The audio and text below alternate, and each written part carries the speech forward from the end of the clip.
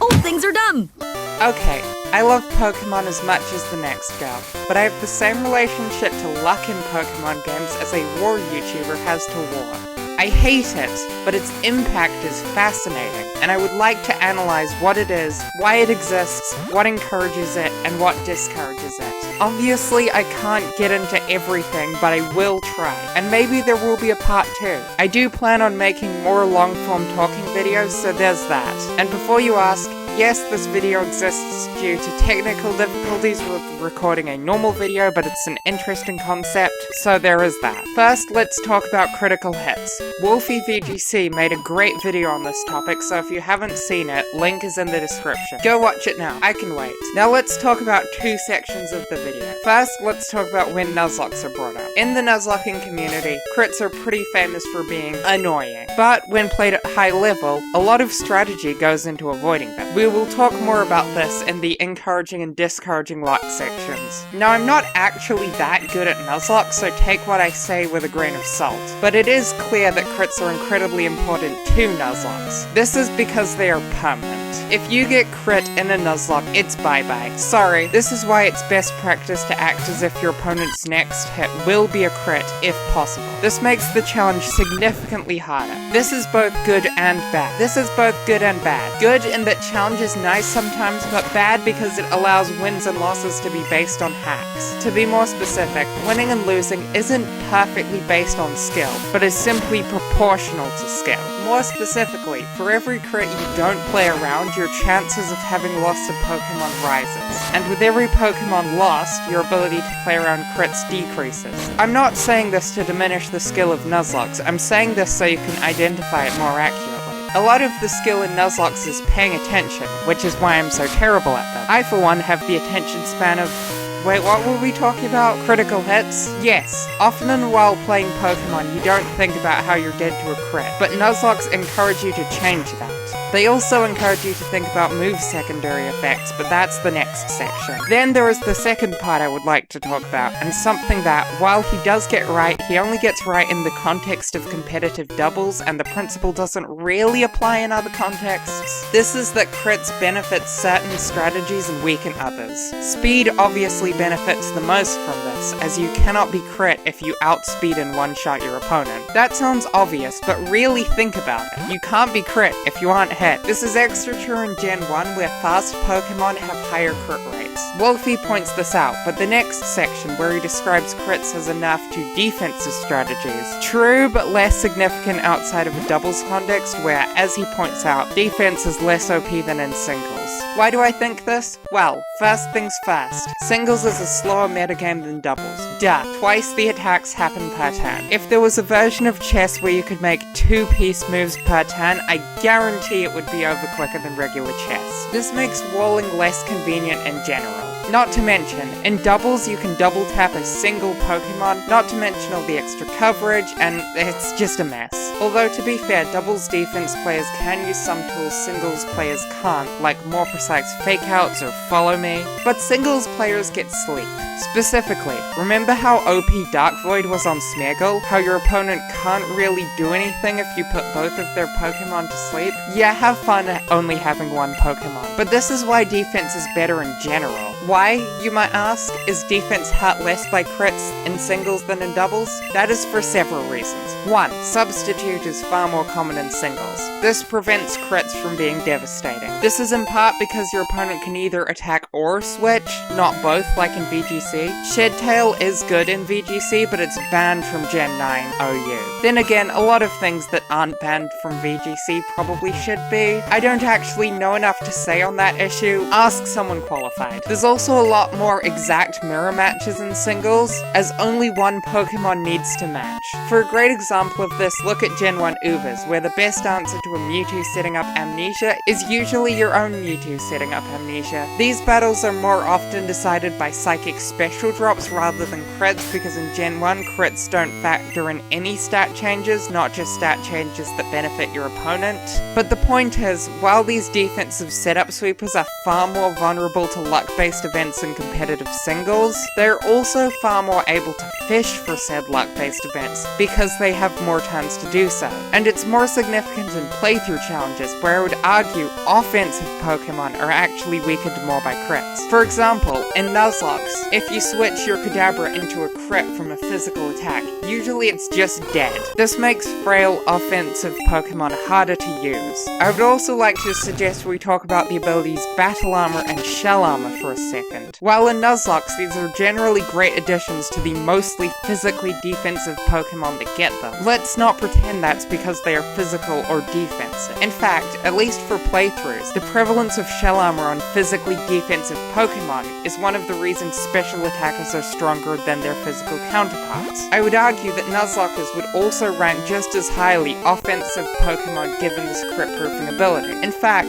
Pokemon who also get Shell Smash are some of the most dangerous setup sweepers around, although that's at least in part because Shell Smash is broken. But the point is, if Alakazam got Battle Armor, it would be its best ability in Nuzlocke, and it's not even close. Suck it, Magic Guard. Next, I would like to talk about accuracy. Once again, I would like to bring up a video made by a competitive Pokemon player. This time, Full Swipe Gaming's Why Accuracy is Close to Everything, which I will also link in the description. Not because I disagree with anything said, but because I don't want to repeat 18 minutes of knowledge. Got it? Good. Now let's talk about my biggest problem with the Gen 2 games. No, it's not the level cap. Take the rare candy pill nerd, and besides, being a little underleveled is fun, and bad AI compensates for the difficulty. It's the Game Corner TMs. What the heck? Did Giratina themselves design this selection? In Gen 1, they sold interesting but unnecessary moves like Substitute, Hyper Beam, and Dragon Rage. In Gen 2, they sell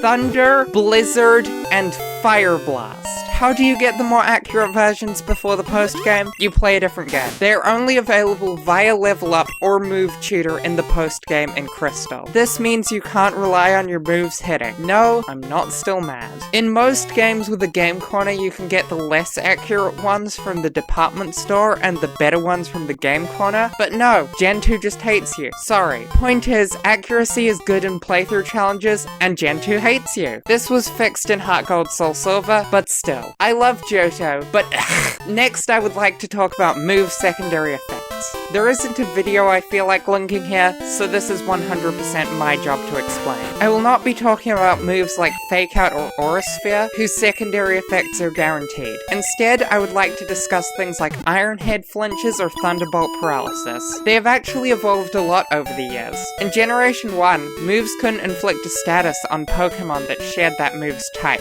meaning the best way to resist moves was with a Pokemon of that type. Now, this was often not possible, as the opponent will often have neutral coverage, but it's worth keeping in mind. Not to mention some types don't resist themselves like normal. But on the other hand, it's very effective for keeping the deadly freezing effects of ice moves at bay. Then in Gen 2 this was removed, but berries were added. These are great for avoiding status effects. In fact, the Lumberry is probably the most useful held item for playthrough challenges, especially since a lot of items are unavailable in a lot of games. Like for example, the Choice Band can be obtained before the post-game in Galar and, nowhere else. I guess also the Battle Subway if you participate in that, but with Lum and Citrus Berries you can get them basically wherever you go in the world of Pokemon. It's great! They can also be used to buy a turn against moves whose primary purpose is to inflict status, like Sleep Powder, which also, get this, are often able to miss. This status prevention is often most important with stuff like Sleep Paralysis, Confusion, and Freeze, which can prevent you from acting. Burn also weakens physical attackers and is important to prevent. All in all, Poison seems like the worst status, but don't underestimate Toxic, you will regret it. Luck is also an important factor in the duration of status effects, and an unfortunate turn 1 sleep on an opponent can be devastating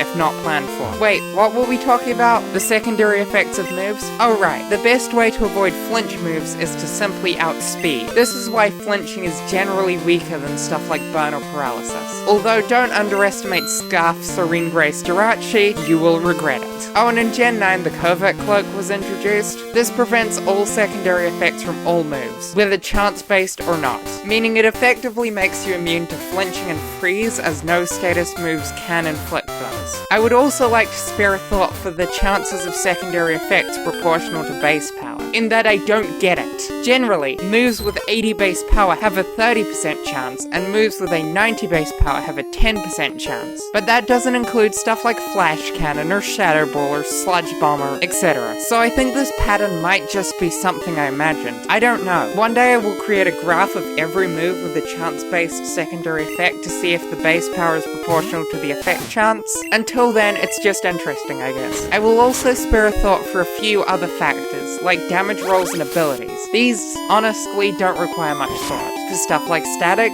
use Lumberry. In terms of damage rolls, skill issue, get better Pokemon, use better held items, EV Train, lol, Lamau even. Unironically, the best way to plot against damage rolls is to be aware of them with a tool like Pokemon Showdown's damage calculator. Warning, it does assume both Pokemon's stat experience is maxed in the Gen 1 and 2 games, which is obviously not true in a playthrough challenge. To fix this, you'll have to do all the calculations yourself, sadly. There is also the opposing trainer's AI. This is often hard to find info on, but the AI for the first 4 generations has been completely deconstructed, and if you guys and girls want it, I could make a video on it. A link to a page detailing disassembly of the first 4 generations of Pokemon is in the description. No documentation of luck in Pokemon would be complete without talking about catching Pokemon. I'm not going to explain the optimal catching strategy or anything, that's not my job. If you want info on that, Lyra Made a Website's whole channel is a good place to start.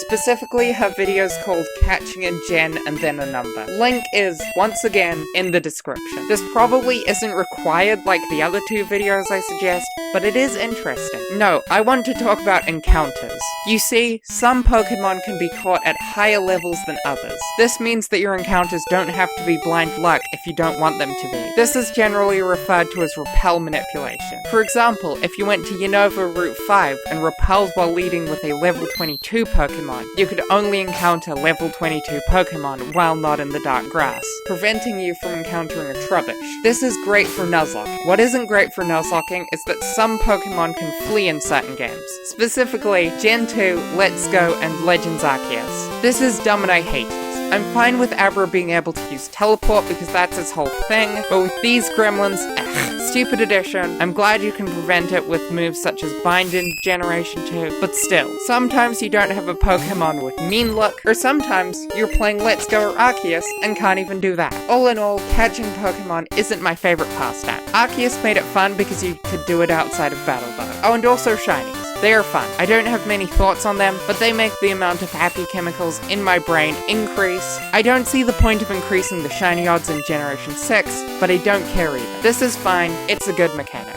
Okay now, what encourages luck? That is a very complicated question, but I'm glad you asked. A lack of complex mechanics in a game can. For example, in Generation 1, Tauros v Tauros mirror matches often determine entire games, because punishing Tauros for switching in is hard and another Tauros is often the only thing a Tauros player will consider a big enough threat to stay in against with their Tauros. This wouldn't happen as much if Tauros had to take chip damage from spikes for switching in, or chip damage from Sandstorm for staying in, or could get trapped by Tyranitar, or Dugtrio, or allow a Salamander free Dragon Dance. Although that last one can go eat a Gen 1 Blizzard. But that's a cop-out answer. I wasn't asking from a game development perspective, I was asking from a rule set perspective. For example, banning one-hit KO moves discourages luck, while not doing so encourages it. I think to analyze this effectively, we should look at the evolving Nuzlocke rule set in cultural context. The first Nuzlocke rules had 3 explicit rules and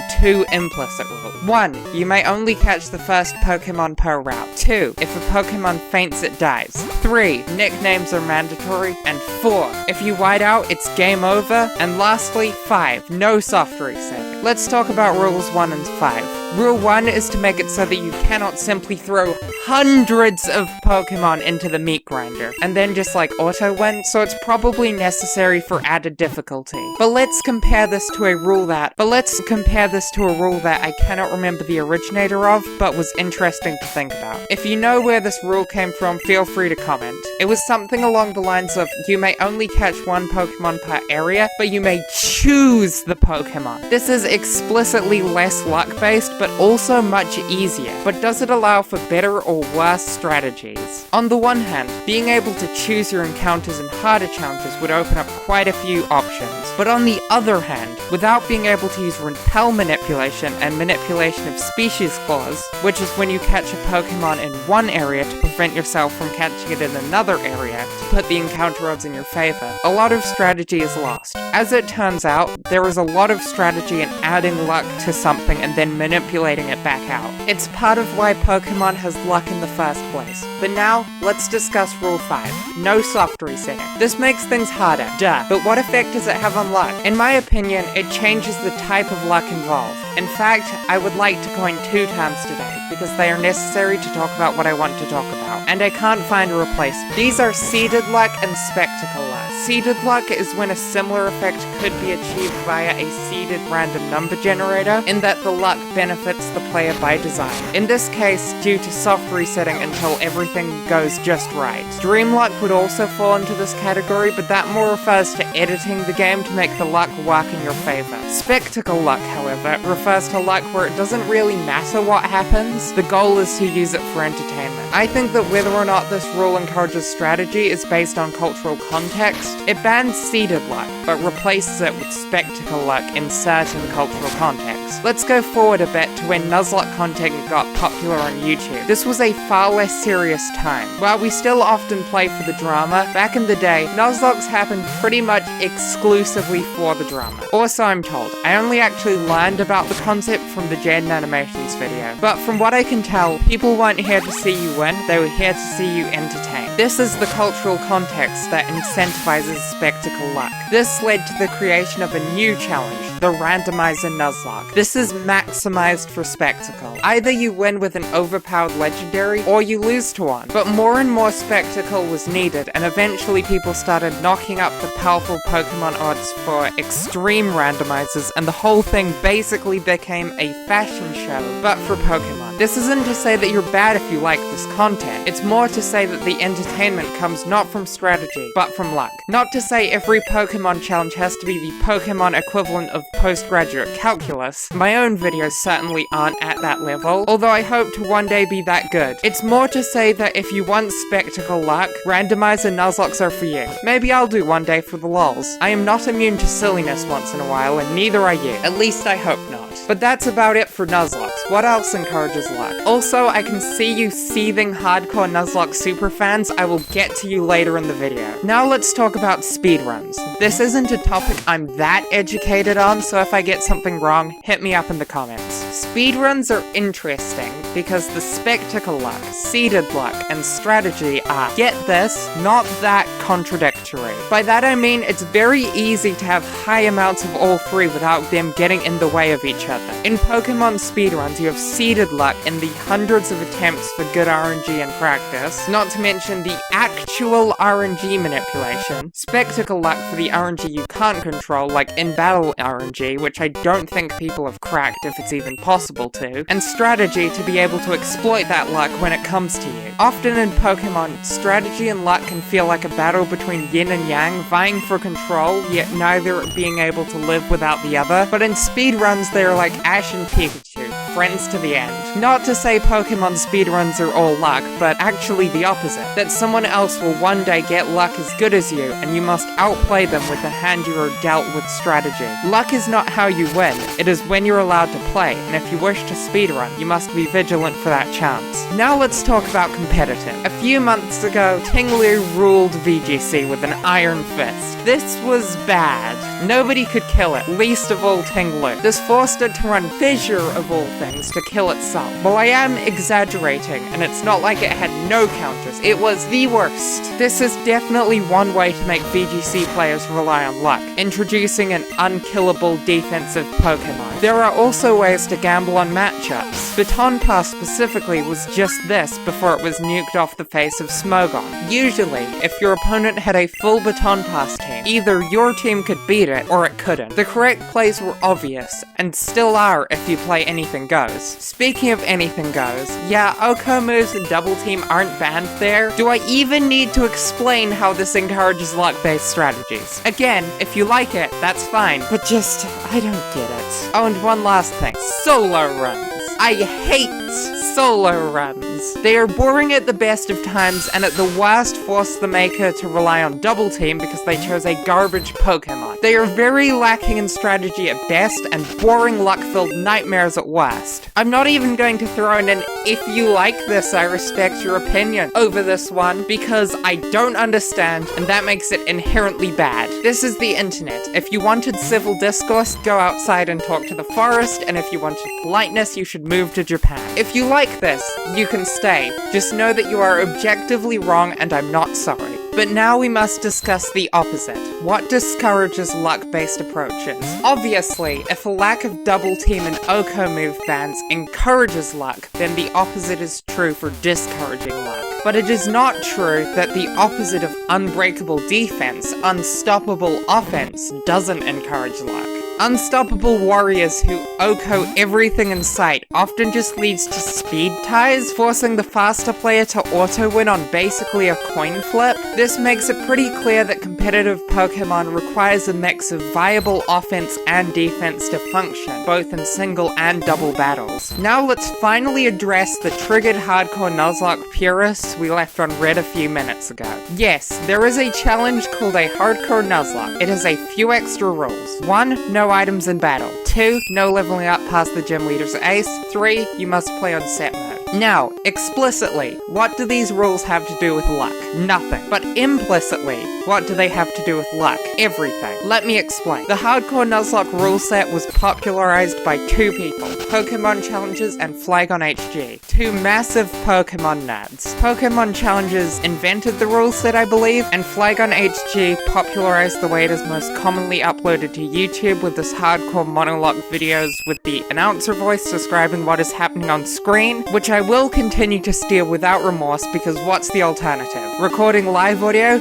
I can't talk this well without a lot of editing, although it could be fun. Now you will notice that the concept of a monologue already lowers the amount of luck involved in a Nuzlocke because it drastically reduces the encounter pool. This means that often only one Pokémon can be encountered in the area's encounter pool. This is interesting. Nothing about the hardcore Nuzlocke rule set inherently disincentivizes relying on luck, but it popularizes challenges that discourage it anyway. This might in part be because of the culture established around this part of the community. I mean, they talk about playing around critical hits constantly. The entertainment here is clearly not coming from spectacle luck, but shows of skill, or at least perceived skill. Anyway, I think this is good, honestly, because I like learning from them, and I hope you can learn from my videos in your turn, or alternatively, have fun watching me learn. Although I get that's made harder by me uploading about once a TCG set. I'll try to work on it, okay? But my point is, one of the best ways to discourage relying on luck is through social incentives to create rule sets that do so. Not just striving to create the perfect rule set, but by encouraging others to do so in good faith. This is in part why I had a soft no items in battle and no overleveling rule to my casual playthroughs.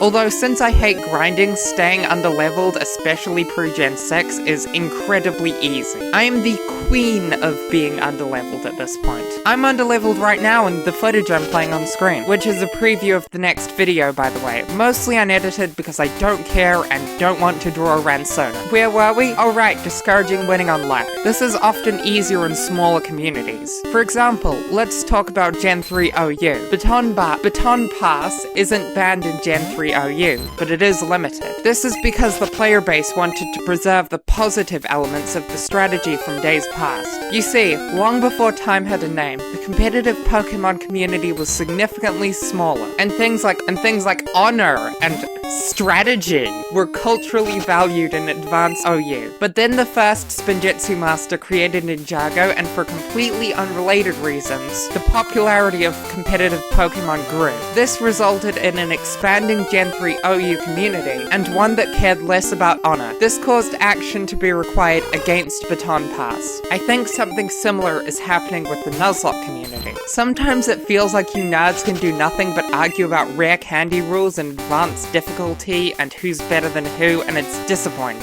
truly not living up to the "you're run your rules" line. I fear the toxicity that is pervasive across the internet has taken up residence in the community, and I think that's bad. But what do I know? It's not like anywhere else on the internet is any better. Or in real life, to be fair. Everyone sucks, is my point. But with that, it's time to end the video. Feel free to like and subscribe if you learned something, or even if you didn't and just want to improve my day. And always remember, when in doubt, blame RNG. Even if the loss was entirely your fault, it's what a real gamer would do, and you wouldn't want to be a straight merc, would you?